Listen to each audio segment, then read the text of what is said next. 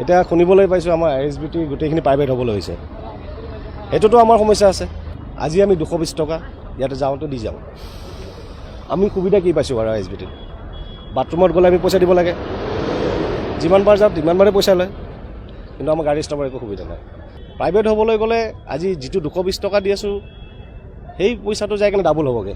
এই যে আমি গোটেই ৰাতিটো গাড়ী চলাই সেইকাৰণে কামাইখিনি আনি মালিকক দিওঁ, মালিকে আমাক খৰাকি দিয়ে। আমি যদি ক'ৰবাত খৰচা কৰি যাওঁ তাৰ পৰা বচাইহে মালিকে আমাক 2 টকা দিয়ে। সেই 2 টকাটোৰ পৰা আমি 1 টকা পাম। তেলৰ দাম বাঢ়িছে, গাড়ী ভাড়া বৃদ্ধি হোৱা নাই, টোল টেক্স বাঢ়ি গ'ল, তেলৰ দাম বাঢ়ি গ'ল, গেছৰ দাম বাঢ়ি গ'ল, কিন্তু আমাৰতো ড্ৰাইভাৰ ষ্টাফৰ 1 টকাও বঢ়া নাই, না চেলাৰী পাওঁ না কি পাওঁ। মুখ্যমন্ত্ৰী ছাৰক আহ্বান জনাওঁ যে চব বস্তুবিলাক প্ৰাইভেট হ'ব নালাগে, কিছুমান অনুষ্ঠান ৰাজহুৱা হিচাপে ৰাখিব লাগে, ৰাইজৰো অনুৰোধ।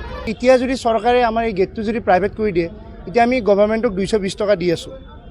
এই 220 টকাটো প্ৰাইভেট হোৱাৰ পিছত ঘণ্টা ছিষ্টেমত পাৰ্কিং লগাব। এতিয়া এই কণ্ডিশ্যন হৈ গৈছে নহয়, গোটেই চব যদি প্ৰাইভেটাইজেশ্যনে কৰে, আমি গাড়ীবিলাক চলাই কোনো লাভ নাই। আমি 220 টকাটো আমাৰ কাৰণে ডাঙৰ বস্তু নহয়, কিন্তু 220 টকাত চাই পিছত প্ৰাইভেট হ'ব নহয়, তেতিয়া 500 টকা হোৱাৰ পিছত আমাৰ কাৰণে বহুত চিন্তনীয় কথা।